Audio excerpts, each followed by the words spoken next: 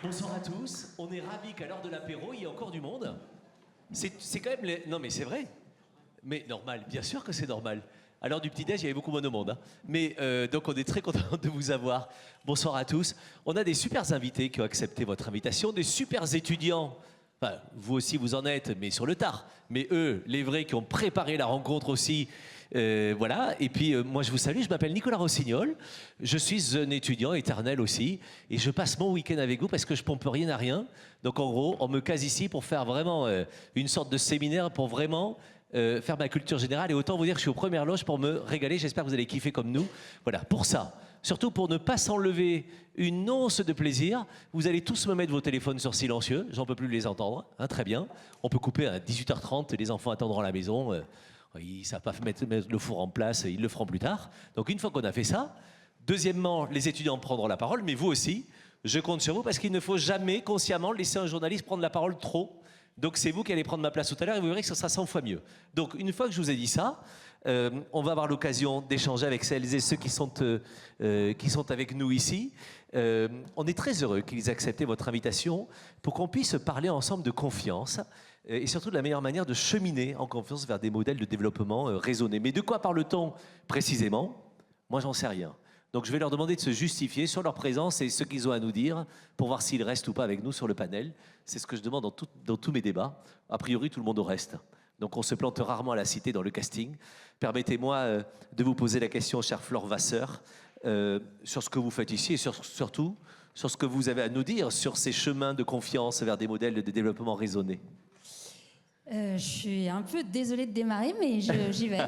Il faut toujours une première. Moi, je crois que ce que je suis venue échanger avec vous, c'est qu'est-ce qu'on peut mettre en place, faire et incarner pour donner envie de vivre. Ah. Et donner envie d'agir et de s'épanouir dans ce monde-là, qui n'est pas si simple. Et moi, je dirais pas mon angle d'attaque, mais mon obsession, c'est la jeunesse, et c'est son propre envie de vivre, et c'est son propre élan, et qui est matiné de confiance, bien sûr, et d'abord de confiance en nous, les parents, les adultes, et de ce que nous laissons. Et dans ce cadre-là, il y a effectivement une grosse question qui est, je crois, celle du débat, qui est le rôle de l'entreprise là-dedans, et de l'économie, et de nos travaux quotidiens. Voilà. Et alors attention, hein. C'est pas du fou, hein. Ce qu'elle nous raconte, c'est que elle s'est intéressée à la jeunesse et à son regard sur notre monde et finalement sur tout ce qui est plus grand que nous à travers un joli projet qui s'appelle Bigger Than Us, soutenu par Marion Cotillard, un film qui a donné la parole à la jeunesse du monde, une jeunesse engagée pour le climat, qui a été nominée d'ailleurs lors des Césars en 2022. Et vous nous direz un peu ce que vous en dit ces gens de la jeune génération et ce qu'ils ont partagé avec vous des gros enjeux et de nos modèles, bien sûr. Nadia Maizi, je vous l'ai dit tout à l'heure en coulisses, moi je suis très heureux de vous avoir, mais avec un syndrome de l'imposteur monstrueux. Je suis le pire élève que l'éducation nationale ait eu en maths. Et j'ai à côté de moi une professeure directrice du Centre de mathématiques appliquées de Mines Paris PSL, c'est ça. Madame la professeure Nadia, pourquoi vous avez accepté de venir parler de confiance avec nous et de modèles raisonnés? Bonsoir à tous, merci pour cette invitation. Alors moi, ce que je voudrais vous faire partager, c'est en fait la démarche scientifique qui consiste à utiliser les mathématiques parce que ce qu'il faut retenir, je pense, des mathématiques, et ça va simplifier la tâche, hein, c'est que ça permet de bien poser les problèmes. Et ce qu'on dit, c'est qu'une fois qu'on a bien formulé son problème, c'est pratiquement avoir résolu aux 3/4 la question. Et donc, faire un développement raisonné, c'est déjà se poser correctement le problème de ce que l'on souhaite atteindre. Et on a beaucoup de choses à se dire et des choses très concrètes parce que Nadia est l'auteur principal du 6e rapport du GIEC notamment. Elle participe à beaucoup de réflexions prospectives. Elle dirige un institut transdisciplinaire qui s'appelle The Transition Institute. 1.5, parce qu'il faudra se rappeler de ce chiffre. Exactement, qui est un peu en train de s'éloigner, où on l'a un tout petit peu oublié malheureusement. Vous aurez l'occasion de nous parler de prospective. Et avec vous, Guillaume Lascourège, vous êtes le directeur développement responsable du groupe Clarins. On est ravis de vous avoir pour que vous puissiez nous raconter au cœur même d'une organisation, d'une grande marque qui fait rêver, comment derrière vous appliquez aussi des méthodes de modèles raisonnés. Moi je vous en veux, hein, les entreprises, parce que vous ne dites jamais assez ce que vous faites, on ne le sait pas, et pourtant vous faites beaucoup. Racontez-moi, les modèles raisonnés, la responsabilité, la confiance, c'est votre quotidien. Alors, bonsoir à toutes et à tous. Effectivement, c'est un quotidien, ce sont à la fois des rêves et des crashs, parce qu'il y a des hauts et des bas dans cette perspective de la confiance, des modèles raisonnés. On a tous regardé, je crois, la définition de la confiance dans le dictionnaire, et j'ai beaucoup aimé voir ce côté de l'espérance et des certitudes. Et dans le développement durable, d'abord, il faut se forger une conviction, puis trouver les chiffres qui vont nous permettre de travailler, de solidifier des intuitions et de faire avancer les choses. Et puis après, on essaye de mettre en œuvre. Et c'est là que le modèle raisonné peut être difficile. C'est là où on essaie de convaincre les gens, de changer de regard, d'avancer différemment. Puis là, on crée souvent au départ des craintes, parce qu'on est en train de faire changer de place des certitudes, des savoirs. Et c'est là que dans ce moment où on bouscule les gens, il faut qu'on le fasse de façon à amener cette confiance-là. Parce que si on les perd dans les premières marches où on est censé courir, je l'ai déjà entendu dans la journée, ce marathon, c'est vrai. On va mettre beaucoup de temps à transformer les choses. Et on va aller justement dans les explications très concrètes là-dessus. Nadia, je voudrais que vous nous partagiez en quelques mots ce que sont ces fameux modèles raisonnés. Il y a le rapport du GIEC, il y a votre travail justement et de modélisation, de prospective. Que vous dit votre travail sur l'avenir, sur les besoins, sur les constats aussi, des modèles raisonnés que l'on se doit peut-être en urgence d'appliquer? Alors déjà, je vais revenir sur les travaux du GIEC. Oui. Pour rappeler que c'est un rapport d'évaluation de la connaissance. D'accord. Et donc, c'est un rapport qui donne le niveau de confiance que les scientifiques accordent à un certain nombre de résultats qu'ils collectent dans le savoir instantané. D'accord. Donc, ça veut dire que, en fait, il faut se rendre compte que la science, elle est quand même toujours dans le doute. Et que dans le développement des modèles qu'on propose, surtout quand on regarde le futur, nous, ce qu'on explique, c'est que ce sont des approches qui permettent de construire l'avenir et surtout pas de le deviner. Oui. Et ça, c'est une nuance qui est très importante et qui est parfois peu audible par nos décideurs. Vous rappelez là que vous partez sur du concret, sur des informations, une photo concrète. Une photo concrète des avenirs possibles. D'accord. Et ça doit permettre d'alerter sur peut-être des conséquences de certaines décisions qui emmèneraient vers des horizons qui ne sont pas ceux qui sont souhaités par ceux qui décident et qui prennent ces décisions-là. Donc en fait, c'est une façon d'éclairer le plus largement une route inconnue sur laquelle on roulerait à tombeau ouvert. Et nos modèles, c'est une paire de phares qui essaye d'être le plus clair possible pour voir les virages, les obstacles, tout ce qu'on ne peut pas anticiper. Donc il faut vraiment les comprendre de cette façon-là. En aucun cas, un modèle ne peut prédire l'avenir. Bien sûr. Et pour autant, la mathématicienne que vous êtes crédibilise. Quand on est sur un enjeu de réchauffement climatique limité à 1,5 parce qu'on sait qu'au-delà, ça peut être dramatique, et déjà 1,5 c'est dramatique, mais qu'au-delà, ça peut l'être encore plus. Il y a derrière une étude scientifique très mathématique.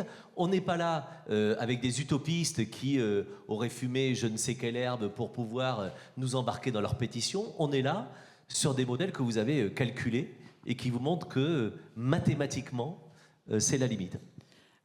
Oui, mais les mathématiques ne peuvent pas représenter le réel. Oui. Donc, c'est pour ça que je dis, il faut comprendre que ces mathématiques, elles sont là pour vous aider à mettre finalement dans votre modèle tout ce que vous ne pouvez pas concevoir simplement avec l'esprit. Et c'est ça qui est intéressant, c'est qu'on essaye de restituer une complexité qui est, je pense que tout le monde l'a compris, assez difficile à appréhender. Oui. Mais que malgré tout, il va y avoir des chocs, il va y avoir des choses qu'on ne peut pas intégrer parce qu'elles sont inimaginables. Le problème des modèles, c'est d'imaginer l'inimaginable. Oui. Et c'est bien là où on va buter. Vous mettez des informations derrière tout ça, comme vous, Flore, dans le travail que vous faites en tant qu'écrivaine, journaliste, réalisatrice.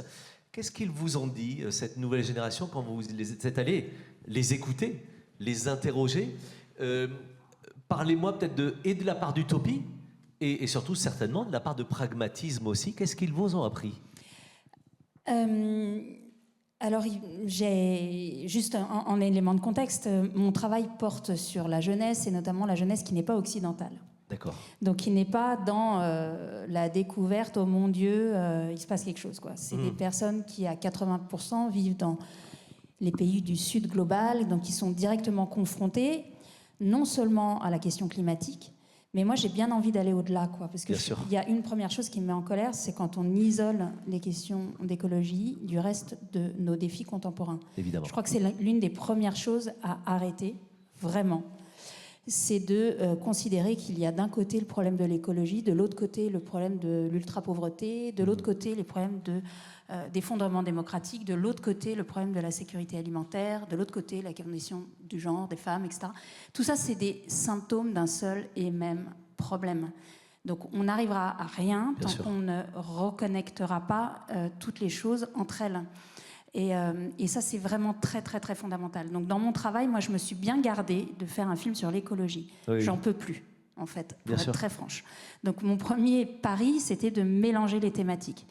Et d'ailleurs, du coup, la première chose que j'ai comprise, c'est que les personnes qui sont sur le front, parce qu'elles n'ont pas le choix, et parce que ce n'est pas une question de valeur morale ou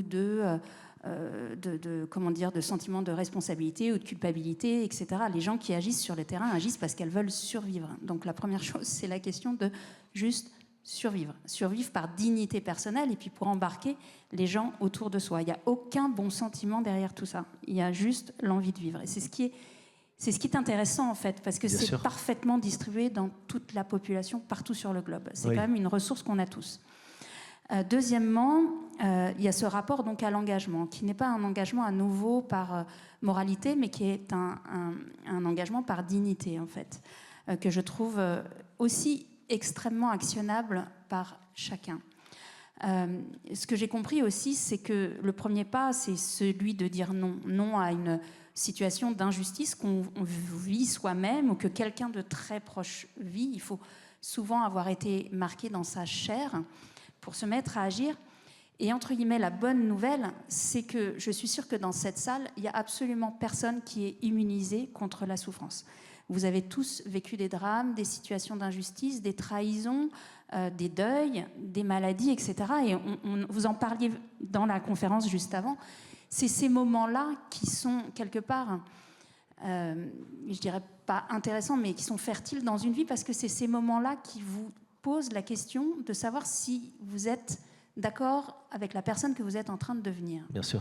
Est-ce que les épreuves nous aident, en fait? Les épreuves viennent nous questionner sur qui est-ce qu'on a envie d'être. Et c'est ça aussi, c'est merveilleux, parce que c'est pas une question de classe sociale, de compte en banque, de couleur de peau, de religion, etc. C'est parfaitement distribué. Et ce que j'ai vu aussi, c'est que, peut-être je finirai par là, parce que je pourrais dire 10 minutes, et vous aviez dit que 2. Oui, ne nous menacez pas. Pardon, excusez-moi. Pardon. Très bien. Ce que j'ai compris, c'est que c'était quelque chose qui était très intuitif auprès des jeunes générations.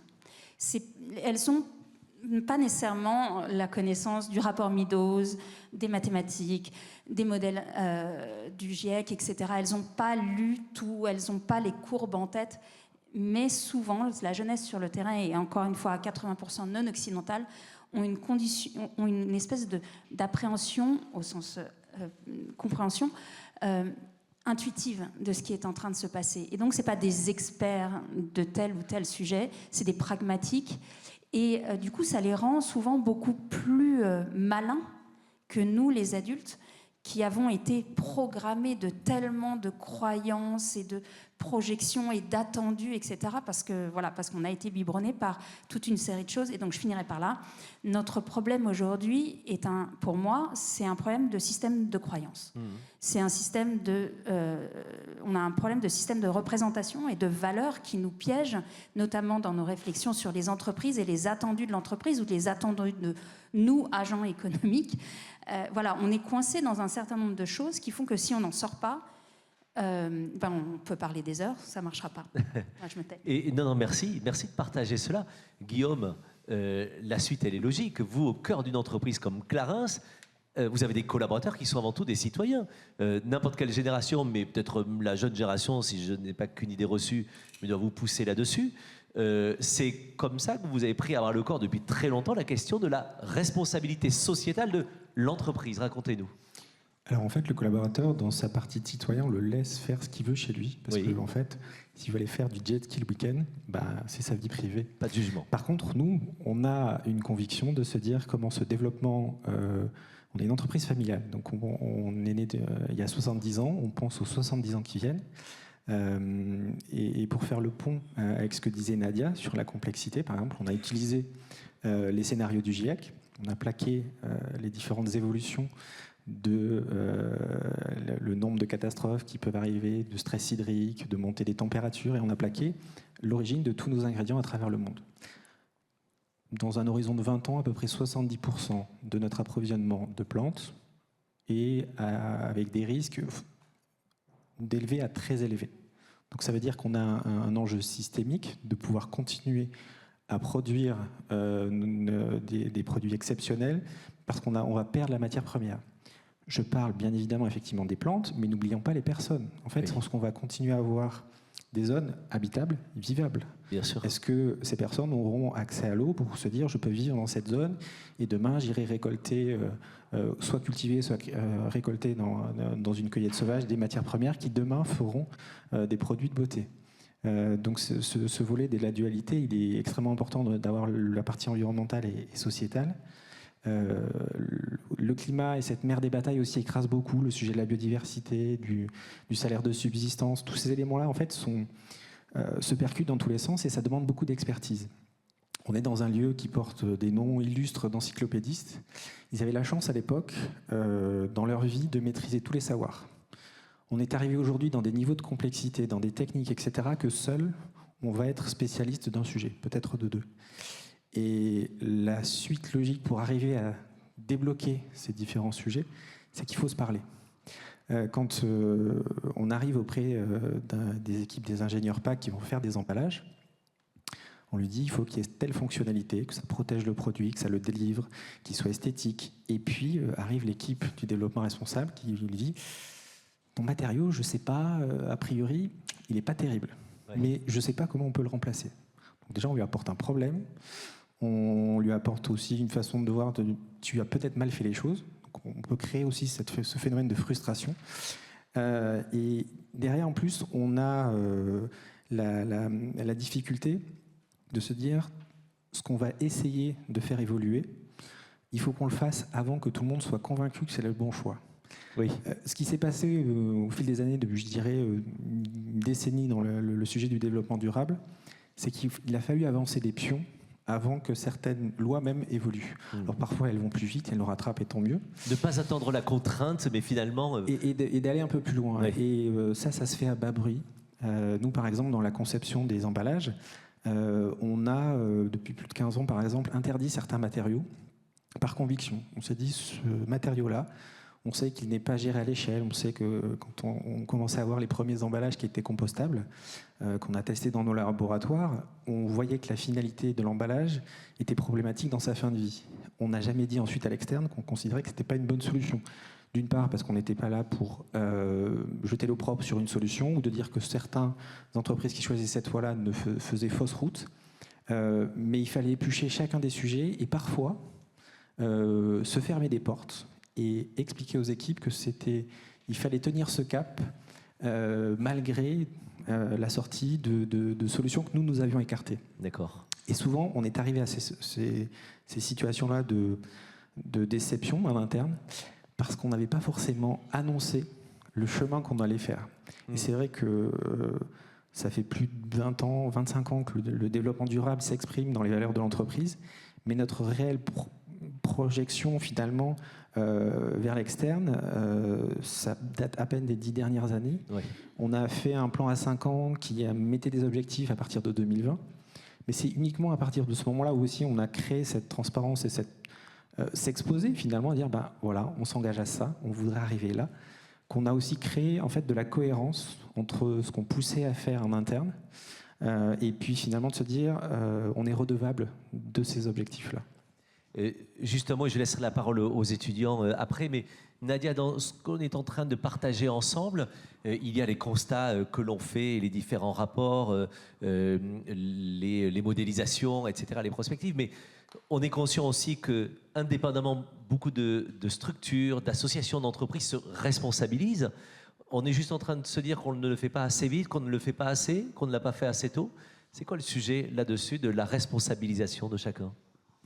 Alors, si vous le permettez, je voudrais réagir aussi à ce que Flore et Guillaume ont dit au sujet des savoirs. Oui. Parce que ce que je trouve très intéressant, c'est qu'aujourd'hui, il y a une prise de conscience sur l'importance d'associer, en fait, à la fois des travaux comme ceux que nous, non pas on fait, mais encore une fois, on évalue, et des connaissances qui sont des connaissances extrêmement riches de terrain, de populations qui sont confrontées parfois pour certains continents comme l'Afrique à des enjeux d'adaptation depuis des dizaines d'années et desquels on peut apprendre beaucoup. Et donc la limitation, je trouve, moi personnellement en tant que scientifique, de ce qu'on peut déployer quand on reste dans un cadre scientifique, c'est qu'on n'arrive pas à faire remonter toute cette connaissance qui est ce qu'on appelle soit la littérature grise, oui, parce qu'elle n'est pas validée par les pairs, soit une connaissance qui se transmet par l'oralité.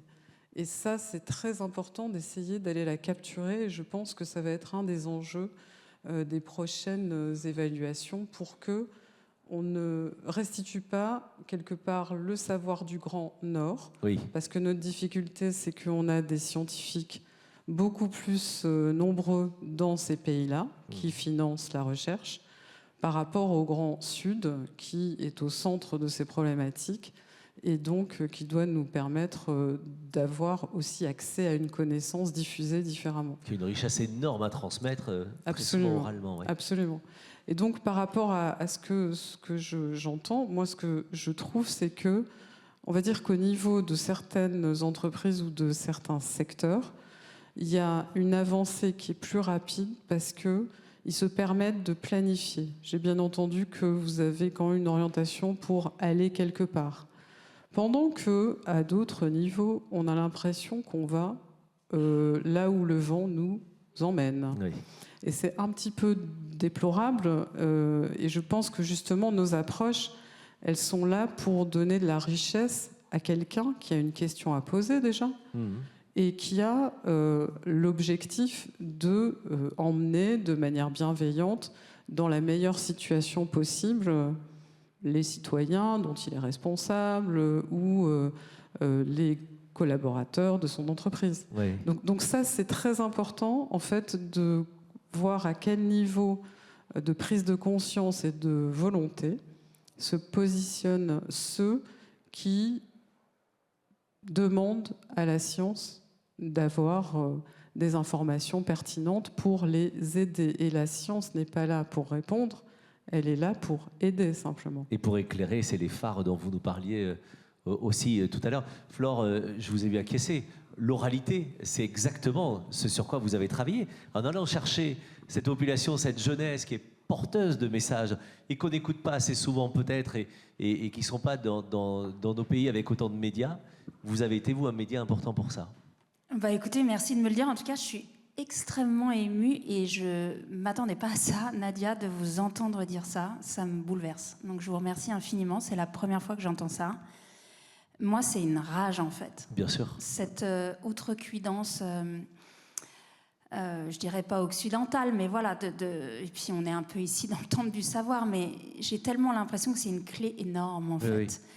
de se mettre à l'écoute de ceux qui résistent depuis des dizaines d'années et qui, effectivement, n'ont pas les moyens, les entreprises, les universités pour accueillir tout ça et qu'on regarde avec condescendance. Alors que moi, ce que j'ai entendu, c'est que eux savent. Bien sûr. Mais nous, on n'entend pas parce qu'on est dans cette position de sachant, qui est celle qui nous piège aujourd'hui et qui fait bien qu'on n'arrive plus à réfléchir et qu'on bute comme des canards sans tête avec pardon, je vais être à l'emporte-pièce, il nous faudrait beaucoup plus d'heures pour parler de ça, mais concrètement, une sphère politique qui nous emmène là où il ne faut pas qu'on aille. Parce qu'on tourne en boucle sur ce refus de considérer que peut-être on a eu tort. Oui. Et ça, c'est cette outrecuidance occidentale. J'arrive pas à le dire. Alors, il en va de notre fierté, de nos égos. Oui, voilà. Aussi. Mais c'est ça la leçon en fait en ce moment. Et elle n'est pas facile parce qu'on a été très confortable là-dedans. Bien sûr. Et c'est pas une comment dire, je voudrais pas être la bénie oui ou woke ou quoi que ce soit, mais juste je l'ai vu en fait, je les ai entendus. Bien sûr. Et je suis une élève de ces écoles et de ces études, etc. Bon voilà, je sais bien, moi aussi j'ai pris une grande claque, mais je trouve qu'il y a là tout un foyer d'espoir en fait. Je vous en parle pour ça. Évidemment. Tout un foyer de sagesse et de beauté et de noblesse extraordinaire. Et je vais juste... moi, ce qui m'a encore plus bouleversée, c'est qu'effectivement, c'est souvent venu de pays qui sont considérés comme complètement... d'ailleurs, on les appelait les pays du tiers-monde, encore il n'y a pas très longtemps. On a mis un peu de pudeur là-dessus, mais... donc on les considère comme en retard. Derrière, pour moi, ils sont en avance de phase. Bien sûr. Et les générations, et les plus jeunes aussi. Pourquoi ? Parce que les autorités se sont déjà effondrées, les adultes ont déserté et qui sont tout seuls. Et notamment sur les lignes de front, juste une dernière chose, à 70%, il y a une étude qui est sortie, ce sont des femmes. Et des femmes notamment de couleur, des femmes métisses. Pourquoi, comment, j'en sais rien, mais voilà, je l'ai vu de mes yeux vus et je suis tombée sur ce chiffre. Donc c'est comme s'il y avait tout un renversement, mais qui est assez jouissif en fait. Oui, évidemment. En tout cas, cette opérer. connaissance existe. Ça fait penser à la phrase j'ai eu la chance de réaliser des documentaires, et notamment en Afrique, il y a 30 ans. Et ces peuples du Sahara qui disaient quand un vieux meurt, c'est toute une bibliothèque qui brûle. En fait, ce savoir, il ne faut surtout pas le laisser brûler parce qu'ils en sont porteurs. Eh bien, pas que les vieux, les jeunes sont une bibliothèque aussi. De curiosité encore plus. Notre panel d'étudiants a préparé des questions. Je vous laisse poser la première question. Vous avez peut-être un micro ou on vous l'apporte. Est-ce qu'on peut apporter un micro ? Il est où ? Il est là. On a quelqu'un dans la salle pour apporter des micros ? Pas du tout. Les gars ont déserté. Pardon, ils sont juste là. Merci. Je vous laisse vous présenter, mademoiselle, et poser votre première question. Alors, bonjour, bonsoir.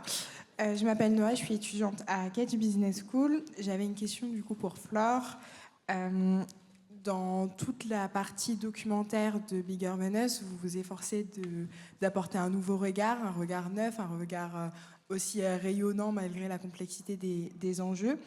Je voulais savoir justement quelle a été votre méthode. Avez-vous adopté une méthodologie pour rendre cette complexité accessible au grand public, puisque le film a su toucher quand même, j'allais dire tous les cœurs, mais en tout cas même les cœurs des personnes les moins sensibles à ces enjeux-là pour le moment. Donc avez-vous une méthodologie particulière pour rendre accessible tout ça ? Je crois que ça part tout d'abord d'un désir très très profond qui est pour moi, de comprendre, et de partager dès que je peux ce que je comprends. Donc, oui. et j'ai compris qu'une bonne façon de le faire, c'était effectivement des histoires. Il y a le savoir livresque, il y a les essais, il y a les démonstrations, il y a les copies de Sciences Po, etc. etc. Et puis il y a l'incarnation. Et je pense que ce dont on a besoin aujourd'hui, c'est d'incarnation, montrer des personnes qui, en fait, ne viennent pas vous donner la leçon sur ce qu'il faut faire, mais qui l'apportent, qui le sont sur pattes, en fait, tout ce qu'ils disent, leurs gestes, etc., sont ça. Et je crois que c'est peut-être c'est cette attention-là qui m'intéresse, ce qu'il y a derrière les mots, ce qu'il y a derrière le discours, ce qu'il y a, voilà. Et donc ça demande énormément de temps. Et je dirais d'amour. Parce qu'il faut aller au-delà de ce qu'on nous dit d'abord, il faut mettre en lien, et puis il faut faire confiance. Moi, c'est vrai que je travaille avec des jeunes qui n'ont pas l'habitude d'avoir une caméra comme ça, qui n'ont pas fait de grandes études, qui ne savent pas nécessairement bien s'exprimer, et pourtant c'est à tomber par terre de beauté, de simplicité. J'ai une jeune femme de 25 ans qui est au fin fond de l'Ouganda et qui, en 2 phrases, m'explique pourquoi on est planté. Enfin, je reviendrai juste sur quelque chose, parce que je voudrais qu'on sorte de cette histoire-là aussi. Moi, j'ai pas l'impression que ce qui nous arrive soit très complexe. Au contraire, je pense que c'est extrêmement clair. Mais on nous raconte que c'est complexe parce que c'est commode de vous dire que c'est complexe, parce que si on vous dit que c'est complexe, vous allez dire... On sous-entend que vous ne pouvez pas comprendre, donc on sous-entend que vous ne pouvez pas vous en occuper, que ce n'est pas votre affaire. C'est un peu comme votre banquier qui vous dit « Ah non, vous savez, le truc du prêt, du taux, d'usure, machin, non, cherchez pas, suivez-moi ». C'est pareil. Donc, le vrai job... Et vous dites qu'on nous a déresponsabilisés, en fait, sur le sujet ? Je pense qu'on nous donne... Enfin, c'est toujours cette même... Moi, j'ai j'ai une grille de lecture très simple et qui m'aide beaucoup, c'est confort ou humanité. Confort, vous écoutez votre banquier qui vous dit que c'est trop compliqué et qu'il faut lui faire confiance. Confort, vous avez raison, je préfère aller regarder une série Netflix et pas m'occuper de savoir pourquoi il me dit ça. Confort, humanité, non mais concrètement, votre histoire de prêt, ça marche comment ? Votre histoire d'aide au développement, ça marche comment ? Votre histoire de gaspillage, etc. Et donc le fait de s'impliquer dans la compréhension des choses, en fait, c'est un petit peu comme, je vous entendais parler de ce que vous faisiez dans une entreprise. J'ai l'impression que le boulot à faire pour chacun aujourd'hui, c'est d'aller récupérer un peu de liberté et de marge de manœuvre. Et la première des libertés, c'est de récupérer sa pensée. Oui. Et c'est aussi quelque chose qui est accessible à chacun de nous. Et vous avez, bien sûr, vous avez parlé d'amour tout à l'heure. Le seul remède à la peur, c'est l'amour. C'est ce que vous dites dans cet ouvrage qui s'appelle « Et maintenant, que faisons-nous » Je vous invite à le lire et on va vous offrir l'occasion de le faire puisque la Cité de la Réussite vous offrira à la sortie quelques livres. Donc pour les premiers venus, vous pourrez faire dédicacer les quelques livres qu'on vous offrira et que Flore prendra le temps de dédicacer. Je vous ai vu réagir, Nadia. Oui, je voulais réagir, Flore, sur le terme de complexe. Je pense qu'il y a un abus de langage entre l'usage de complexe et l'usage de compliqué. Parce que justement, nous, on le définit très formellement. Un complexe de problème, c'est ce qu'on appelle aujourd'hui une problématique. Et quand on dit que le problème est complexe, c'est plutôt pour dire qu'il y a des interactions entre tout et tout. Interdépendance. Et c'est pas tant que c'est compliqué au sens de insoluble. Oui, mais alors justement, là, merci, parce qu'il y a une clé géniale, en fait. Si on nous expliquait que tout était interdépendant plutôt que complexe, oui. Là, il y a une clé.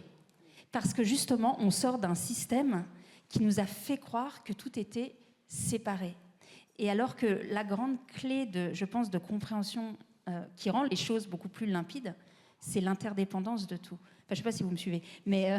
Oui, Guillaume, d'ailleurs, c'est aussi le cas d'entreprise, finalement. Quand parfois vous nous dites « Ah ben, le packaging, je ne sais pas comment faire parce que finalement c'est compliqué », mais en fait c'est parce qu'on l'a rendu compliqué peut-être. Est-ce que parfois c'est parvenir à l'essence, à quelque chose d'ultra simple? Est-ce que c'est pas plus complexe justement de simplifier quelque chose alors qu'on a pris du plaisir parfois à le complexifier? Et complexifier, c'est parfois donner de l'importance à son job, donner de l'importance à sa fonction, etc. Est-ce que ça peut être ça? Pas forcément. J'ai des idées reçues, j'en ai fait mon métier. Hein. Parfois, on peut avoir des emballages très simples parce que le produit, en fait, va bien vivre en étant dans un emballage très simple. Parfois, on a besoin de très compliqué parce que la formule va être fragile.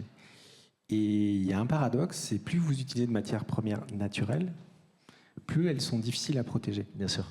Et on va se retrouver finalement parfois à avoir des emballages qui vont piéger l'air, etc., qui vont permettre justement de préserver cette formule qui est fragile. Avec des stratagèmes qui vont complexifier l'emballage et qui vont faire finalement un produit plus compliqué à gérer. Et l'exercice, c'est de dire comment je peux effectivement retourner certains stratagèmes de conservation pour que je puisse simplifier les pièces, ou que j'arrive à ce qu'on appelle le fameux Graal du monomatériau. Alors on ne vend pas des barquettes de viande, donc c'est pas avec juste 2 matières qu'on peut emballer un produit de beauté, mais c'est de faire des substitutions, et on a eu des générations comme ça d'emballage. Le produit histoire de la maison, qui est le double sérum, qui est très complexe. On a 2 formules, une pompe qui fait un ratio de mélange spécifique.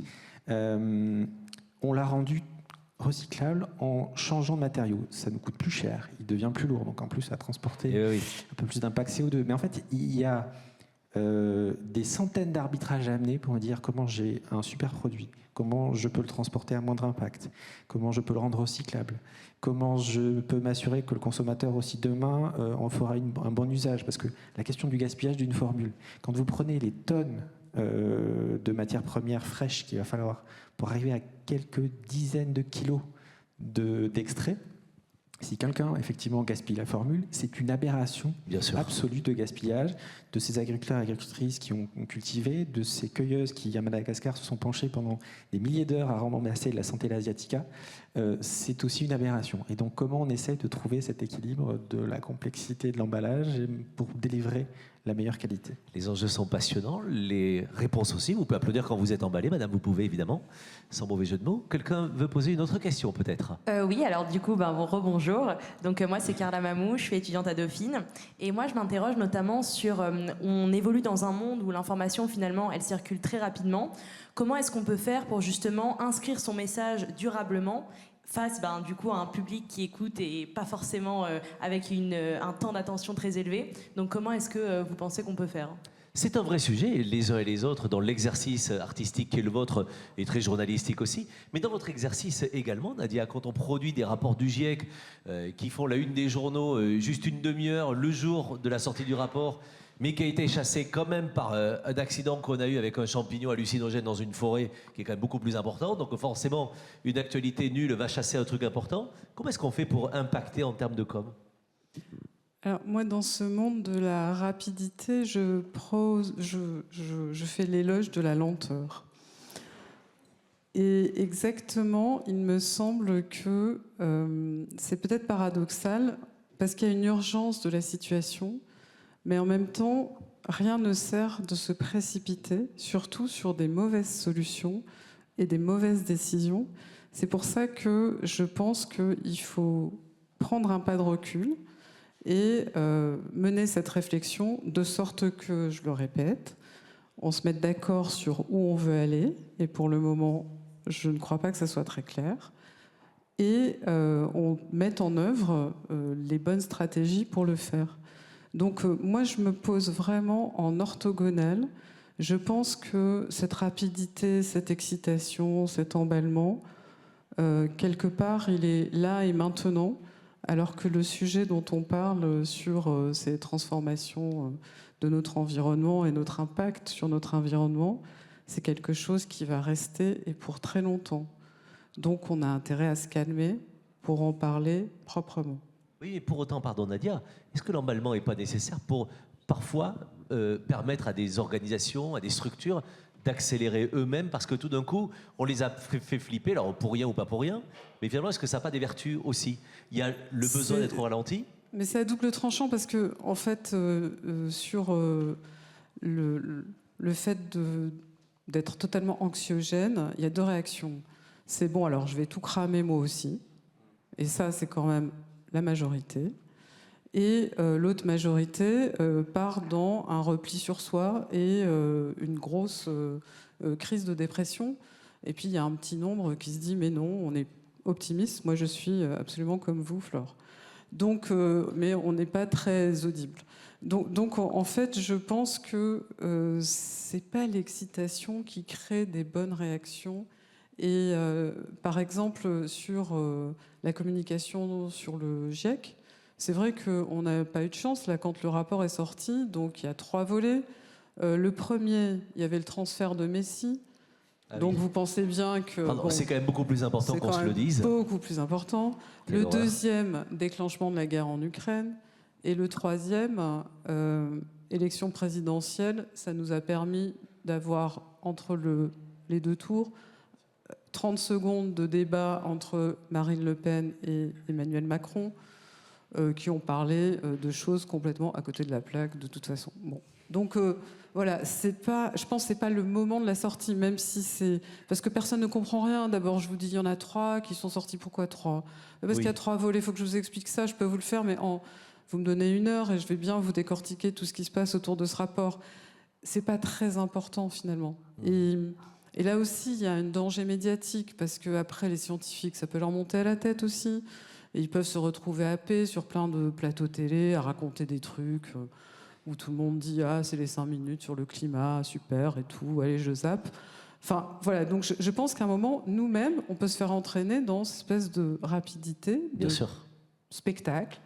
Et en fait, c'est pas du tout ça qui nous intéresse. Et Flore, juste vous l'entendez, cet éloge de la lenteur, vous, celle qui nous dit depuis tout à l'heure, je suis en colère, j'ai besoin de faire avancer, et pour autant, est-ce que vous l'entendez ? Ah, mais je l'entends complètement et ça fait du bien. Et là où je souscris complètement, c'est combien c'est difficile d'arriver avec un message comme celui-là et d'avoir un tout petit peu d'attention, en fait. Mais c'est comme un fait exprès.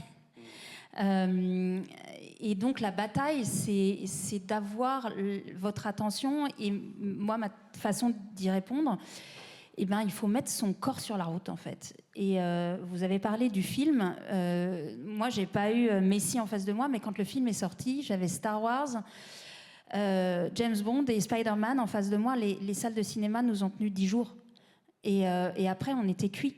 Bien sûr. Et en fait, ma chance, ça a été d'avoir un film qui s'est transformé en outil pédagogique grâce à des professeurs partout en France qui s'en sont saisis pour parler à leurs élèves. Et c'est devenu un outil énorme. Il y a eu 4500 projections, 600 débats, des centaines de milliers d'élèves qui ont vu le film grâce à la mobilisation des profs. Et sans ces alliés-là, je ne serais pas là aujourd'hui, je n'aurais pas parlé, etc. Donc, et vous savez que ça va prendre du temps aussi. Voilà. Donc en fait, c'est vraiment ce qui vient et qui est une belle leçon, en fait. Nous dégommer direct, c'est qu'on ne saura, on est un tout petit élément dans la courbe d'apprentissage, mais que cet élément doit être solide. Moi, j'aime beaucoup cette expression qui m'avait été donnée par Edward Snowden. Ce qui compte, c'est de mettre sa brique quelque part en espérant que quelqu'un d'autre mettra sa brique par au-dessus. Donc ça veut dire que pour tous ceux qui portent un message, il y a un devoir d'humilité, en fait. Bien sûr. Ce qu'on a en face de nous est beaucoup plus organisé, beaucoup plus fort, beaucoup plus médiatique. Il y a un confort dans la simplification parce que ça va nous éviter de réfléchir, ça va nous inviter à ne pas agir, et c'est ce qui nous est demandé, en fait. Enfin, c'est ce qui est confortable au système. C'est pas ce que vous avez nécessairement envie de faire, mais voilà, ces endroits-là sont comme par hasard un peu barrés, bouchés pour nous. Donc la solution pour moi, c'est vraiment le contact, c'est ce qu'on fait là maintenant, c'est de se rencontrer, c'est toutes le les lien. graines que vous Mais bien semez sûr, finalement. Et ce que vous en ferez, je verrai bien, et le livre et tout ça, c'est des bouteilles à la mer et on en est là, et c'est l'oralité, en fait. Aussi, et d'ailleurs, dans la com, tout à l'heure, j'en parlais avec Guillaume, en fait, il y a plein de boîtes qui font beaucoup de com sur des trucs en fait qui n'existent pas. Chez eux, c'est l'inverse. Chez Clarins, ils n'en ont pas parlé. Vous avez bossé pendant très longtemps sans dire que vous travaillez justement sur ces sujets de développement durable, de RSE plus globalement, et pour n'en parler finalement que très tardivement, au moment où vous étiez prêt et au moment où finalement c'était tangible. Et pardon, en fait, les résultats mettent du temps à arriver. Le service, il a été créé en 2007. On a publié des rapports RSE pendant plusieurs années, puis même on a arrêté. Puis on s'est remis à publier. Et ça montre bien en fait qu'on a eu une phase où on avait besoin de se dire qu'on avait réussi à solidifier des succès, des avancées sur nos emballages, sur nos matières premières, sur la façon de la relation aux fournisseurs avec qui on travaille. Là, on est en train de travailler le sujet du salaire décent avec nos fournisseurs, dans le partage de la valeur, qui touche quoi ? Et donc là, vous allez creuser toute la chaîne de valeur, le rang 1, le rang 2, le rang 3, le rang 4. Alors quand vous avez autant de rangs en plus, c'est qui vous ouvre les portes jusqu'à ce rang final. Bien sûr. Et puis quand vous découvrez que par exemple un agriculteur ne sait pas si l'année suivante il va avoir telle quantité achetée, alors que nous annonçons 2 ans à l'avance les quantités dont nous avons besoin, là en fait il faut arriver à se dire notre prochaine victoire, c'est d'arriver avec notre fournisseur de rang 1, de dire il va falloir que tu dises combien tu vas acheter, parce qu'en fait tu le sais. Et à l'avance. Et à l'avance. Et là en plus, ce qui est intéressant, c'est que nous on commence à créer une sécurité pour l'entreprise, de dire des gens sont prévenus, des gens pourront nous livrer la matière dont on a besoin. les jours où il y aura un coup dur, c'est des gens qui seront à nos côtés. Et inversement, le jour où ils auront un coup dur, vous serez à leur côté. C'est ça. En fait, nous, on a par exemple aussi des achats de matières premières qui se font même si on n'a pas consommé l'intégralité de ce qu'on a eu besoin en extrait. Donc, alors, c'est principalement sur toutes les filières qui sont liées au commerce équitable. On se dit, en fait, on s'est engagé sur un volume, on l'achètera chaque année. Oui. Mais c'est aussi en se mettant à la place d'eux. On est devenu agriculteur et puis là, on a mangé en fait, en se rendant compte qu'il y a des années qui se sont mal passées. Le premier domaine est dans les Alpes. Le changement climatique est un peu plus rapide en altitude. Et je peux vous dire que les phases de stress hydrique, on les a bien vécues.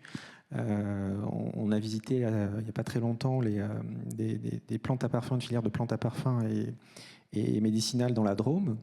Et dans les projections qui arrivent à 10 ans, c'est qu'on va avoir de moins en moins de gelée. Et là, ils sont en train de nous dire, la catastrophe qui vient, c'est que les ravageurs ne sont plus éliminés parce qu'on a de moins en moins de phases de gel. Oui, forcément. Et si on ne va pas chercher cette information auprès de ceux qui créent la matière pour nous, on ne sera pas capable d'anticiper ça, ou même de trouver les moyens de cette résilience, de dire comment je vais continuer à avoir en fait une capacité à avoir des plantes dans la proximité de ceux qui travaillent avec nous. Et de préparer tout ça. Bonjour, rebonjour. Oui. Guillaume, en vous écoutant, je m'interrogeais.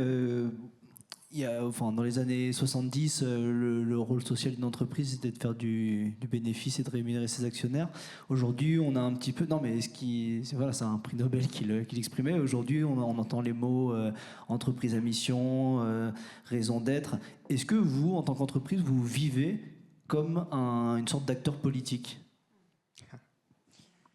Alors nous, on a eu de la chance, c'est qu'on a eu un fondateur qui a créé la participation avant que ce soit inscrit dans la loi. Donc, dans les années 60, en fait, il partageait déjà la valeur ajoutée de l'entreprise. Il avait cette vision, finalement, aussi de la pérennité, de dire c'est les gens qui sont à mes côtés, dont j'ai besoin longtemps, et donc il faut que je crée cette répartition de la valeur. Est-ce qu'on doit être un acteur politique? Quand je vois comment fonctionne aujourd'hui la politique et ses mécaniques, en fait, il y a toute une partie, je trouve... presque touchante de politique qui essayent de faire bouger les choses, mais ils le font de façon désorganisée. Et parfois, en fait, ils nous mettent dans des situations où on va être incapable de transformer nos entreprises parce que parfois, ils ont trop simplifié les choses d'ailleurs. Et ils ont dit, on va faire ça. Et puis, en fait, il y a 10, 20 business qui n'ont pas du tout la capacité de se transformer tel que le politique l'a imaginé. Il n'y a pas eu de concertation, en fait. On ne s'est pas parlé. Et les rares lieux d'échange avec les politiques, ce qui est souvent dommage, c'est qu'ils ont écrit à l'avance le résultat. Et on ne se parle pas finalement de la cible qu'on aimerait atteindre, de se dire comment je vais essayer d'atteindre telle amélioration. On a eu des échanges assez récents avec le ministère de l'Environnement sur un sujet de biodiversité. Et quand on voit qu'on a un effondrement massif des espèces, les coléoptères, etc. Quand vous voyez que sur vos voitures, il y a de moins en moins de moustiques qui s'écrasent sur vos voitures, etc. Je ne peux pas citer le meilleur exemple, mais où tous finalement ces auxiliaires de biodiversité qui sont normalement dans ces champs, on n'en a quasiment plus. Et quand on est arrivé à discuter sur ce sujet de la biodiversité, on est resté cantonné sur quelques productions agricoles, par exemple, des grandes cultures. Alors, elles sont peut-être importantes, elles sont importantes à l'export, mais on ne s'est pas posé la question de la diversité de toutes les agricultures. Bien sûr. Et donc là, finalement, on a regardé un petit bout, on n'a parlé qu'à certains acteurs, et même sinon, on peut utiliser aussi parfois des matières de grande culture. Il y a toute une palette de sujets qui, pour nous, sont essentiels. Donc, finalement, on avance tout seul. Et notamment avec des signaux faibles, mais qui sont des signaux forts à venir. Baptiste, je ne sais pas si vous avez posé la question aujourd'hui, ce soir. Bonsoir à tous et à toutes. Donc moi, je suis apprenti ingénieur en génie de l'environnement. Et j'avais une question pour vous trois. C'est dans un monde en transition qui est réalisé par et pour les pays du Nord, comme vous l'avez dit, comment est-ce qu'on peut impliquer justement pas que seulement ces pays du Nord, et aussi le faire en accord avec les pays du Sud, notamment tout ce qui est question de matières premières. On le voit bien, vos matières premières viennent du quatre coins du monde, ou même d'un point de vue humain, par exemple. Et en co-construction, bien sûr. Ça a été le sujet que vous avez abordé là-dessus. Flore, qu'est-ce qu'ils vous disent, ces gens Alors, moi, j'entends pas des personnes qui sont nécessairement revanchardes. Enfin, voilà, on n'est pas à ce niveau-là. Moi, j'entends à nouveau beaucoup de joie et d'appétit et de bonnes idées et d'envie. J'entends aussi qu'ils ont bien compris que la situation dans laquelle on était celle du colonialisme, en fait, de ce rapport complètement asymétrique entre le Nord et le Sud. Donc, à nouveau, je pense qu'on n'arrivera à rien sans une forme de prise en compte de l'interdépendance de tout, quoi. Parce que nous-mêmes, alors, on pourrait être tenté de croire que les deux hémisphères ne communiquent pas, qu'on pourra s'en sortir si eux s'en sortent pas. Ben voilà, il y a toute une série de croyances quand même à faire tomber. Bien sûr. Et je reviens sur cette histoire d'interdépendance, en fait. Donc pour moi, c'est de l'éducation, c'est de la culture. C'est pour ça que j'adore aller dans les classes, parce que là, vous voyez que les enfants le comprennent tout de suite, en fait. Et que c'est nous qui avons isolé ça. Moi, je suis une très grande fan d'un concept qui est de sortir de cette croyance de séparation, posée par René Descartes, pas très loin d'ici, mais voilà, séparation de la nature, séparation des peuples, séparation des genres, séparation des problèmes, séparation des générations, enfin, allez-y, quoi, tout aujourd'hui, et regardez, tout ce qui gagne, c'est des logiques de séparation, tout ce qui gagne, parce que c'est confortable, en fait. Tout le travail à faire, c'est à nouveau cette histoire d'interdépendance, et à nouveau, j'ai l'impression que ça passe d'abord par un deuil à faire d'un système de croyances. Je reviens toujours là. Et ça semble peut-être naïf, c'est extrêmement puissant. Nadia et je pense que ceux qui s'en sortiront, psychiquement, auront accepté ça. Bien sûr. Nadia, pour poursuivre. Oui, moi, ce que je pense, c'est que je partage assez ce constat que la transition du Nord est pensée sur le dos du Sud. Et je crois que, en fait, dans la vision systémique qu'il faut avoir de ce problème complexe, il faut vraiment penser les solutions des uns pour qu'elles ne deviennent pas les problèmes des autres. Et ça, c'est pour moi une phrase fétiche qui s'applique complètement dans les différents choix qui ont été faits. Alors, ils sont peut-être appréciés par certains pays du Sud pour les richesses potentielles qu'elles pourraient amener, ces décisions. Mais en réalité, ça ne fait que repousser le problème en ouvrant des nouvelles brèches. Donc là, par exemple, on a parlé beaucoup de réduire les émissions de gaz à effet de serre. Et comme on ne coordonne absolument pas ça avec l'empreinte matérielle et l'utilisation donc de ces minéraux critiques qu'on trouve dans certains pays, ça fait qu'aujourd'hui, il y a des conflits qui se créent autour de l'exploitation de mines parce que c'est artisanal, par des enfants, que les populations locales sont préemptées d'un côté par les rebelles, de l'autre côté par les groupes privés, et que ça crée des situations absolument inextricables. Donc je pense que c'est vrai que c'est vraiment ce qui se reflète dans les négociations sur le climat.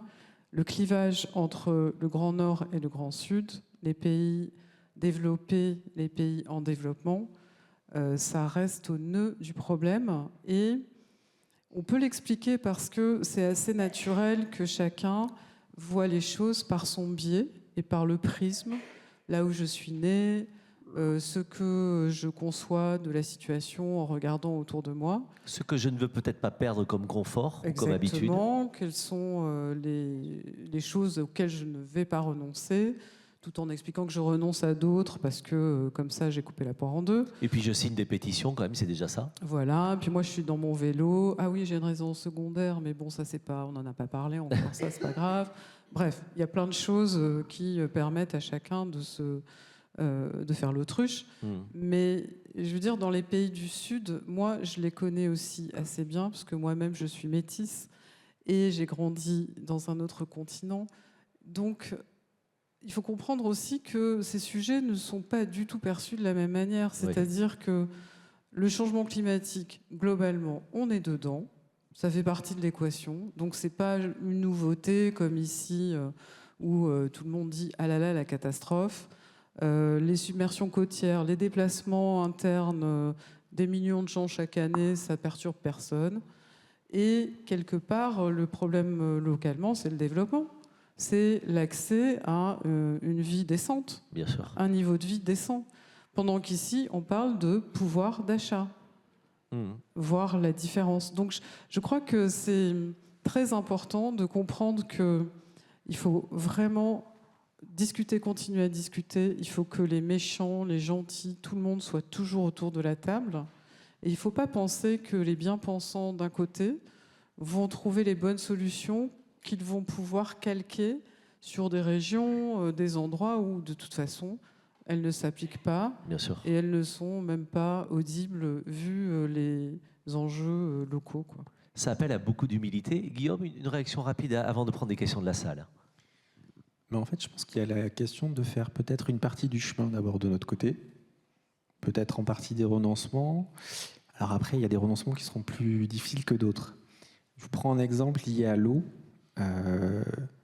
Il y a quantité d'eau qui sont utilisées dans le processus de création d'un produit. Il y a notamment dans l'hameau agricole, où on parle d'eau virtuelle, la quantité d'eau qui a été prélevée pour faire pousser. Et quand on se penche sur ce sujet-là, on va dire qu'est-ce que tu as fait? Est-ce que tu as prélevé de l'eau? Est-ce que tu as irrigué? Et puis la question dans l'autre sens, c'est de dire mais qu'est-ce que j'utilise moi dans le périmètre que je maîtrise moi? Et quand on regarde nos usines, on utilise de l'eau pour créer le produit, on nettoie pour nettoyer les cuves, etc., nos autres process, etc. Et comment on la rejette aussi? Parce qu'on rejette une eau qui est... et il y a finalement plusieurs choses qu'on peut faire. Par contre, elle coûte de l'argent.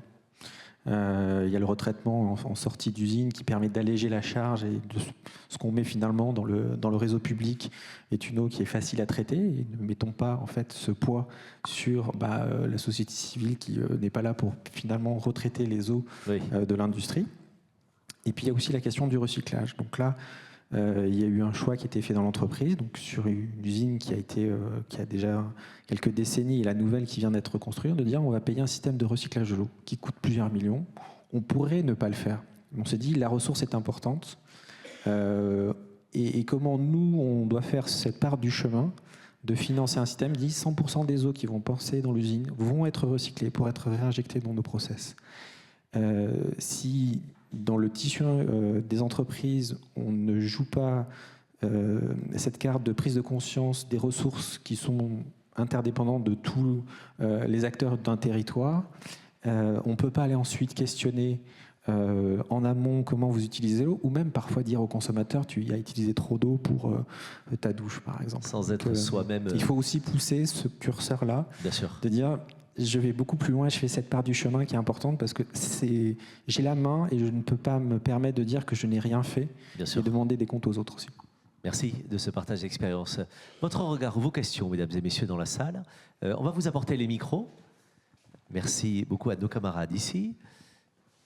Allons-y. Bonjour monsieur. Et il y aura un micro par-ci, par-là. Bonjour, je vous invite à vous présenter. Bonjour. Si vous le souhaitez.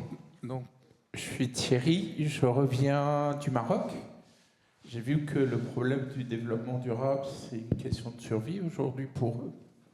Donc, ils ne se posent même pas la question du pourquoi, mais comment on va faire pour survivre.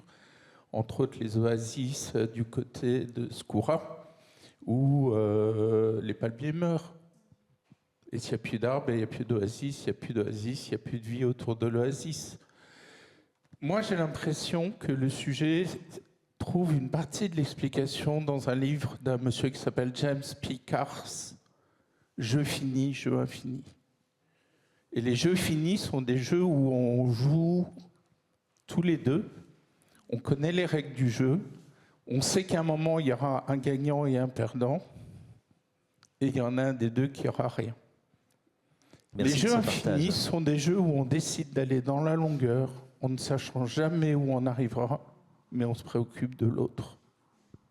Merci de ce partage et de ce regard. Merci beaucoup. Quelqu'un d'autre a le micro dans la salle pour poser une question. Qui? Monsieur, bonjour. Si vous voulez vous présenter, allez-y, je vous en prie. Bonjour, apparemment, on va le faire en diagonale. Bénédicte Merle, une petite question en particulier pour une entreprise. Vous nous avez expliqué les interrelations, tous, et éventuellement aussi vos difficultés. Et en même temps, vous avez évoqué le sujet de l'embarquement, embarquer les collaborateurs. Alors je le dis avec un mot qui n'est peut-être pas celui que vous avez utilisé, mais et du coup, Comment faites-vous chez Clarins, et en particulier pour en revenir au sujet qui nous préoccupe, comment intégrez-vous la confiance dans votre chemin pour y arriver? Dans cette démarche. Merci pour la question. Guillaume. Alors, il faut en fait utiliser les mécaniques qui existent dans l'entreprise. On a tous des objectifs annuels. Donc ça, en fait, c'est assez simple de se poser la question, est-ce que dans ton métier, il n'y a pas un sujet qui est lié avec un impact social et environnemental? Je sais que beaucoup d'entreprises communiquent sur les objectifs du top management, etc. Nous, c'est l'intégralité des collaborateurs qui ont un objectif RSE chaque année. Et la façon dont on l'a poussé, c'est qu'au départ, on a créé une sorte de catalogue de plein d'objectifs en essayant de les adapter à différents métiers. Et ce qui est intéressant, c'est qu'au fil des années, ça permet de développer de plus en plus d'objectifs. Parce qu'au finalement, on sort la liste, on soumet à d'autres. Quand certains n'ont pas l'imagination de trouver un sujet par rapport à leur métier, ben, il y a une petite liste qui permet de se pencher dessus. Pour les embarquer, il faut donner une direction. Et en fait, une conviction de se dire, voilà, notre chemin des années qui viennent, c'est de se dire comment je crée un impact positif. C'est le message qui est poussé par notre direction générale et porté beaucoup par Virginie Courtin, qui est la 3e génération dans l'entreprise. On est là sur la raison d'être. Sur la raison d'être, très clairement. Donc déjà, on donne envie en se disant, voilà le futur qu'on veut construire pour l'entreprise. Après, il faut qu'on le contrôle. Donc quand on a rentré aussi cette raison d'être dans les statuts, c'est devenu quelque chose qui est opposable en fait dans l'entreprise. Donc, toutes les décisions qui sont liées au développement durable, on a un comité de développement responsable, et ce même comité doit ensuite présenter au conseil de surveillance dans quelle mesure on a respecté cet engagement de prendre soin des personnes et de prendre soin de la planète. Et donc, à la fin, le conseil de surveillance dit votre mission n'est pas remplie, ou elle est. Alors, généralement, depuis plusieurs années, ça se passe bien, mais en fait, il faut utiliser les leviers de l'entreprise. Je pense qu'il ne faut pas avoir une inventivité folle. C'est poser les sujets, laisser les gens aussi proposer des solutions. Parce qu'en fait, dans l'introduction, je disais chacun a son expertise, sa spécialité. On a un rôle d'accoucheur, en fait. Les gens sont pleins de compétences. Il ne faut pas lui dire qu'il a mal fait les choses. C'est dire comment tu pourrais penser la chose différemment. Il va peut-être mettre du temps à trouver la solution parce qu'elle n'est pas forcément simple. Et on revient au thème qu'on a pour cette session, c'était la confiance.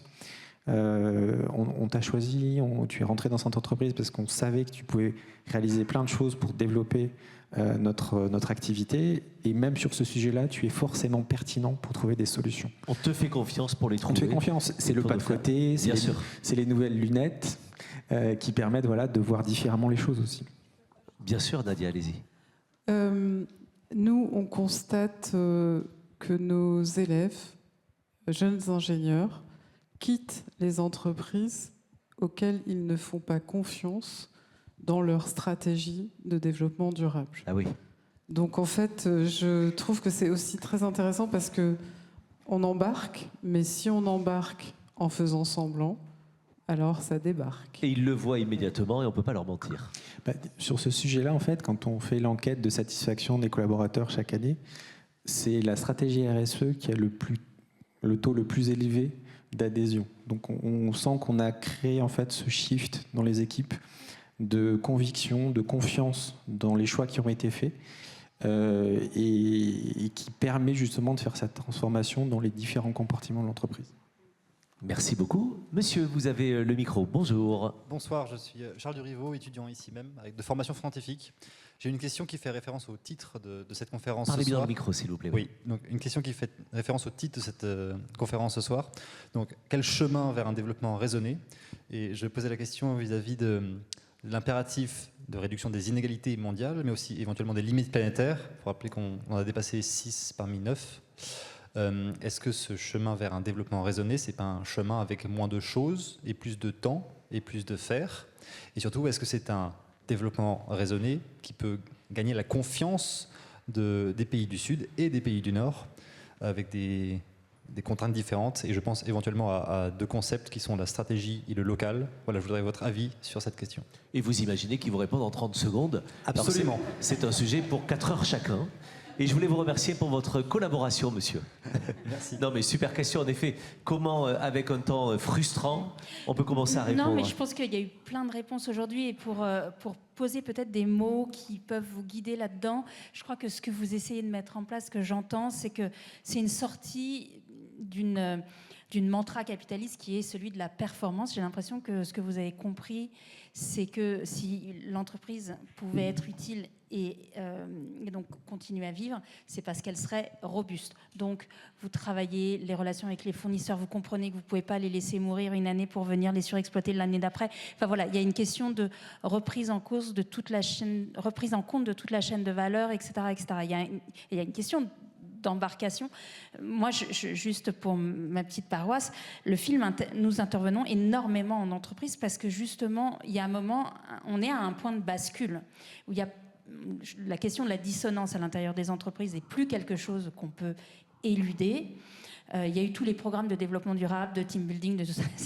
On est épuisé par ça et il y a besoin de poser le sujet. Et le sujet est très confrontationnel parce qu'on est dedans. On est au cœur du réacteur, au cœur de ce qui pose problème. Et donc, il faut arriver à créer un espace de parole en sécurité, y compris à l'intérieur de ces institutions, pour qu'on se dise pardon, et maintenant, qu'est-ce qu'on fait? Donc, c'est vraiment, vraiment, vraiment le sujet. Le premier, c'est de sortir de, je reviens, de la toute-croyance dans la maîtrise. On est face à l'inouï, on est face à l'impensé, on est face à l'impensable. Et quelque part, cette histoire de robustesse, c'est quelque chose qu'on doit aller chercher à l'intérieur de soi. Et ça passe par, à nouveau, un certain nombre de déprogrammations. Et de là, on rentre dans un champ énorme où on va tâtonner. Et l'un des endroits où on peut tâtonner ensemble, c'est vraiment le lieu de l'entreprise. C'est pas que j'en sois fan, mais l'entreprise, étymologiquement, c'est projet partagé ensemble. Oui. Mais c'est quoi ce projet? Guillaume, Nadia, pour répondre à la question de monsieur?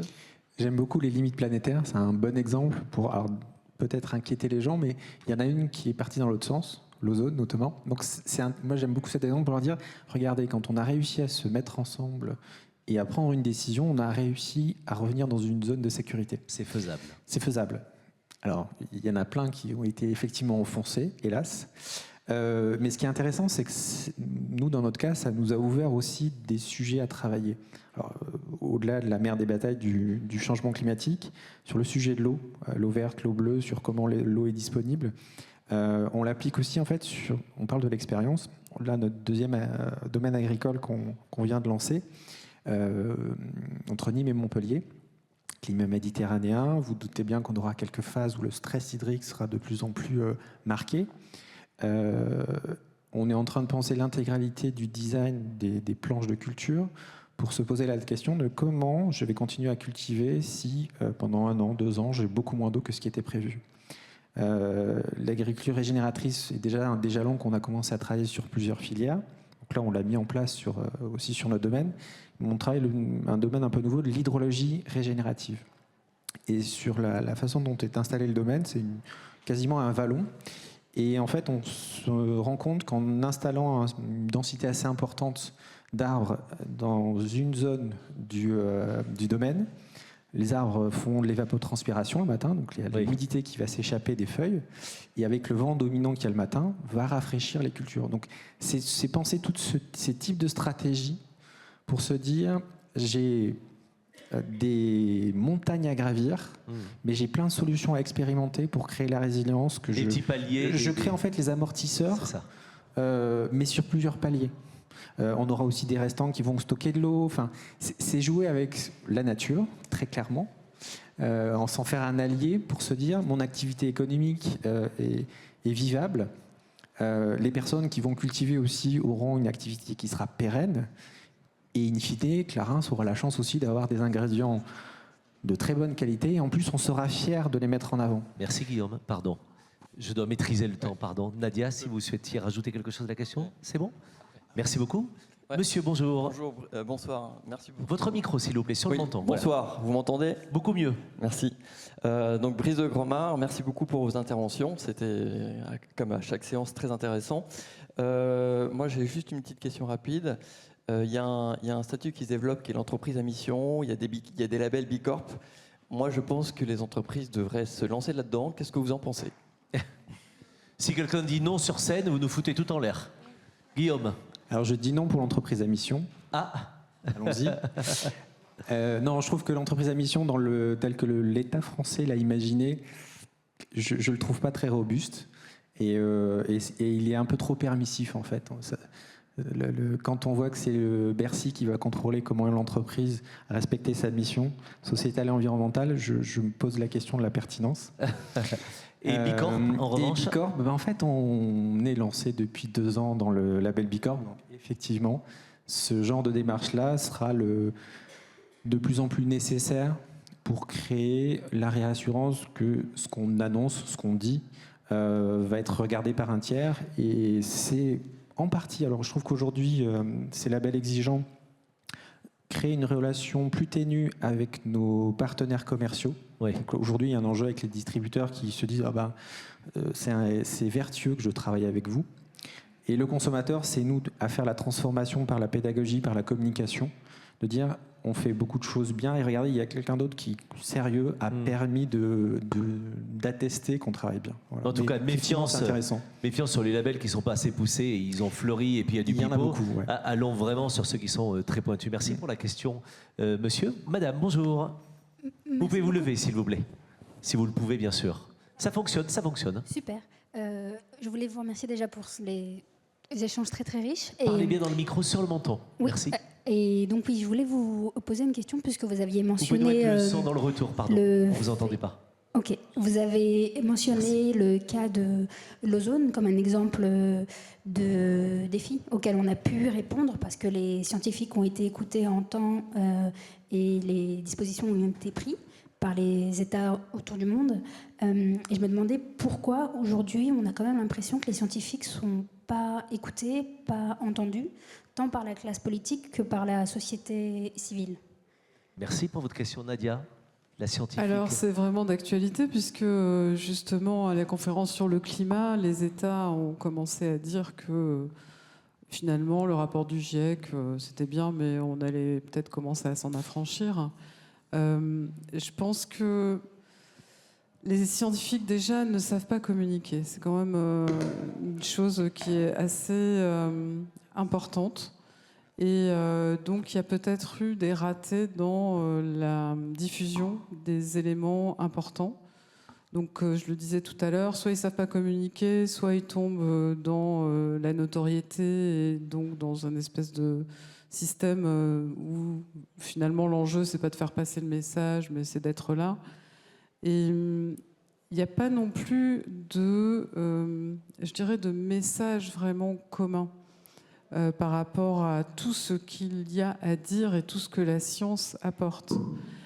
Et le point, je crois, le plus important, c'est que les décideurs ou même le public, moi-même en tant que scientifique, j'ai des amis, j'ai une famille et qui me dit bon alors on fait quoi pardon. Donc nous on est là pour donner les solutions, résoudre les problèmes. Mais le décideur politique c'est la même chose. C'est quoi la trajectoire? Pourquoi faire? Parce que faites ça attention à ceux qui ont le permet micro, s'il vous plaît. d'être dédouané de ce qui se passera. C'est-à-dire que à un moment le scientifique est utilisé comme un bouc émissaire. C'est eux qui l'ont dit. Et regardez, on y est. Non, mais on n'y est pas. On n'y est pas comme il l'avait dit. Donc finalement, ce qu'il dit, c'est pas vrai, etc. Alors que le rôle d'un scientifique, ce n'est pas celui du décideur. Et le décideur a oublié son rôle. Son rôle, c'est le passage à l'action qui constitue un risque à prendre et éventuellement une non-réélection. Surtout. Flore, qu'est-ce qui vous fait réagir dans la question? Je voudrais. C'est une question qui est extrêmement pertinente. Et moi, il y a eu un éditorial du Monde de lundi dernier qui m'a pétrifiée et que je sens et que je trouve très juste et qui ne m'arrange pas, mais qui fait le lien entre la façon dont on a communiqué. Je dis on, s'il n'y a pas de responsabilité, mais la façon dont l'écologie et les problèmes de climat sont traités médiatiquement et la fascisation de la société. Et il y a un lien direct, semble-t-il, entre ces deux choses. Donc ça veut dire que l'écologie politique a raté sa mission. Elle a raté sa mission, je ne dirais pas d'alerte, mais en tout cas d'embarcation. Et j'ai l'impression qu'on a passé beaucoup d'années à dénoncer, à lutter contre, sous couvert d'alerte, alors que peut-être qu'il y a une brèche, une voix qui viendrait dire il faut qu'on se mette à lutter pour. Moi, je trouve que tous les discours à contre aujourd'hui ne servent plus à rien parce qu'effectivement, c'est du grain à moudre pour tous les opposants. Regardez, l'écologie, c'est punitive et puis ils veulent nous faire décroître et puis on va venir... regardez ce qu'on se prend. On est des Amish, on est des éco-terroristes, c'est la folie. Bill McKibben, qui est un très très grand militant, avait écrit cette phrase « Nous ne sommes pas les extrémistes dans cette bataille ». Mais vous voyez ce avec quoi on nous traite. Donc je pense qu'il y a une erreur vraiment de narratif. Et d'incarnation aussi, finalement. Et d'incarnation, en tout cas, je pense qu'il faut qu'on passe vite à un autre stade qui est du lutter pour, du faire avec, du faire corps, du faire sens, du lien, de la communauté, de l'ici maintenant. Vous posiez la question du Nord-Sud, c'est une super considération, mais c'est vrai qu'on démarre dans sa cour d'immeuble. Bien sûr. Et se rappeler que l'écologie ne doit pas être une couleur politique, mais doit être justement vie, de tous les partis. On parle du vivant, en fait. Et de tout le monde. Merci beaucoup. Une question dans la salle. Qui a le micro encore? J'ai vu. Je ne vous vois pas, mais allez-y, celui qui a le micro parle. Qui, quand, comment? Très bien. Bonjour madame. Bonsoir à tous, merci. Alors madame ici et monsieur, pardon, je vous avais pas vu, pardon. Madame, allez-y. Ça fonctionne, allez-y. Très bien. Parlez bien dedans en revanche. Pardon.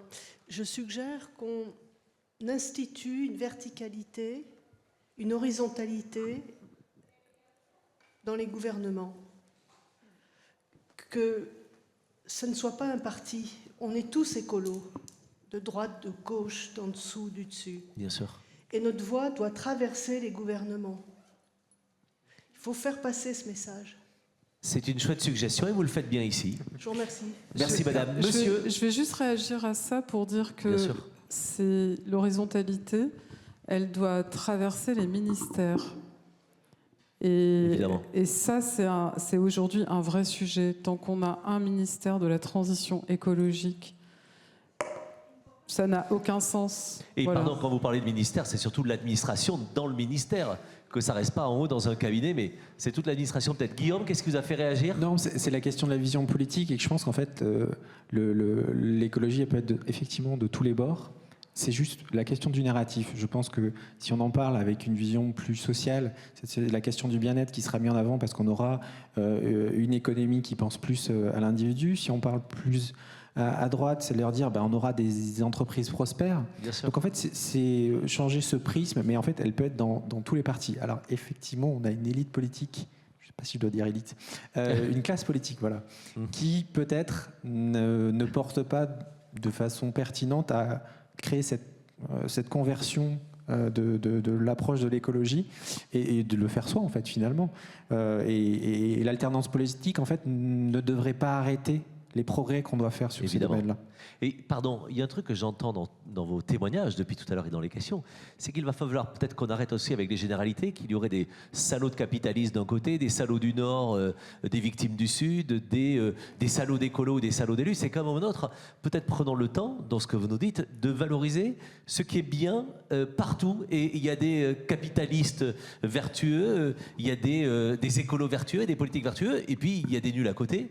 Mais peut-être prenons le temps de valoriser ce qui se fait de bien plutôt que de faire des généralités qui enferment tout le monde finalement. Flore, c'était aussi votre discours. Oui, en fait, moi j'invite à revenir à ce qui nous lie en fait. Et je crois que ce qui nous lie, c'est juste la question de rester vivant. Oui. Aujourd'hui, oui, mais c'est dommage parce que c'est nulle part ça. On parle de pouvoir d'achat, voilà, mais et là il y a un manque, effectivement, vous en parliez tout à l'heure, de courage politique, parce qu'effectivement, si vous commencez à parler de ça, peut-être que vous ne serez pas élu la prochaine fois. Et donc il y a, pardon de revenir à mon travail, mais cette idée de travailler pour plus grand que soi. Oui. Donc Bigger Than Us, c'est moi ce que je trouve assez magique, parce qu'en fait c'est une chance, parce que tout à coup la bataille devient extrêmement dynamisante parce qu'on se rencontre et on voit bien que peut-être que j'aurais pas été réceptive à votre discours il y a quelques années. Et puis là, je me dis, c'est quand même pas mal. Et puis il y a quand même des trucs. Et puis ils ont raison, ils ont bien fait de pas le communiquer tout de suite. Enfin voilà. Et je crois que c'est une appétence en fait. Bien sûr. Et à partir du moment où on sort de la séparation et dit, j'ai la solution, j'ai compris, je sais mieux que lui. Eh bien non. En fait, si on est dans une démarche de se dire il faut que j'apprenne, il faut que je comprenne, il faut que je partage, alors tout devient beaucoup plus non seulement joyeux, mais à nouveau fertile. Merci Flore. J'ai promis la dernière question à monsieur là-haut. Ce sera la dernière question avant la conclusion de nos intervenants. Monsieur, bonsoir. Bonsoir. Ma question était justement sur le narratif. Si on part du principe que la classe politique d'en haut n'y arrive pas et que les micro-initiatives qu'on prenne fonctionnent mais ça ne va pas assez vite, à votre avis, quel collectif est-ce que vous réuniriez pour un travail sur, je ne sais pas, 1 an, pour développer 3-4 narratifs qui pourraient être intéressanants? Ils doivent exister, ces narratifs. C'est peut-être ce que vous faites, vous, avec votre communauté, finalement, dans le projet The Transition Institute, peut-être ou Alors, nous, on est au niveau de la communauté des chercheurs et de nos étudiants. Et c'est vrai que nous, on essaye déjà d'entraîner tous les domaines de recherche scientifique pour expliquer qu'en fait, tout le monde peut être contributif. Donc on a vu monter une motivation à la fois des jeunes, mais à la fois des, entre guillemets, vieux chercheurs pour rentrer sur ces sujets.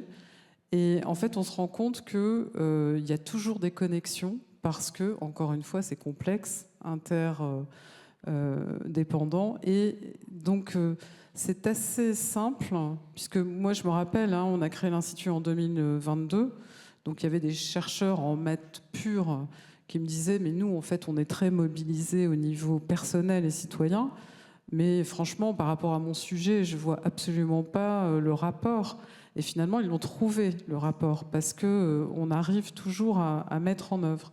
Et je pense qu'au niveau de la société, c'est vraiment un discours qui doit passer aussi, c'est-à-dire que toutes les professions, tous les domaines, tout le monde peut être contributif. Et ça, c'est extrêmement positif, parce que ça rend les gens actifs et ça enlève cette chape de plomb où on est en train de subir et en plus, on ne peut rien y faire. Donc moi, je ne sais pas, sur la création d'un collectif, je pense que ce qu'il faut faire attention, c'est le clivage qui est en train de se mettre en place. Et ça, Flore l'a très bien dit tout à l'heure sur... moi, j'étais tellement choquée qu'on utilise dans les médias le mot d'éco-terroriste pour des gens qui s'attachent à des arbres. Enfin, c'est complètement scandaleux. Et ça, c'est une volonté de destruction, en fait.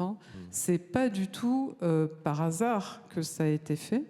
Donc, il y a des messages qui sont passés par certaines personnes, en fait, Bien certains sûr. lobbies. Donc moi, je pense que c'est ça qu'il faut arriver à casser. Et si on fait un collectif où il y a ceux qui y sont pour décider du narratif et puis les autres qui n'y sont pas... Je crois que le collectif, c'est la planète. Donc, pour la France, c'est déjà le pays. Et c'est déjà dépasser, je dirais, le cadre de la capitale. Parce qu'il y a toute la province, il y a peut-être moins de possibilités, d'initiatives. Donc, je pense que c'est vraiment ça qu'il faut viser. Et comment le faire ? Il faut changer de politique. Et se dire aussi une chose, c'est que parfois l'information existe déjà, mais qu'on ne prend pas, nous, citoyens, le temps d'aller la chercher, on attend qu'elle nous arrive. Et donc à chaque fois, on veut réinventer des collectifs, on veut réinventer des comités théodules, sauf que l'information, elle est quelque part. Si vraiment on était curieux, on serait 77 millions à acheter le bouquin de Flore, 77 millions à aller voir le film. Non mais l'information alliée, c'est quel effort, moi, citoyen, je suis capable d'aller faire, plutôt que d'attendre à chaque fois que ça tombe du ciel, en me disant, je suis dans mon canapé, voilà. Flore, on n'a plus le temps. Ah, mais je voulais juste dire... si, vous allez le dire dans votre mot de conclusion. Parce que j'allais vous demander, et ça vous permettra de passer votre message, le cadeau que vous avez envie de nous faire tous les trois, avec quoi on doit repartir comme message? Très bien. Eh bien, c'était pour boucler sur la réponse à monsieur, et qui prouve bien que tout est dans tout et que effectivement les solutions existent, elles sont là. On n'a juste pas le système de représentation pour les voir. Je vous invite, et je fais sa pub partout, à regarder le travail d'un biologiste, d'un chercheur à l'ENS, un biologiste, monsieur Olivier Amand, qui travaille sur les questions de robustesse. Oui.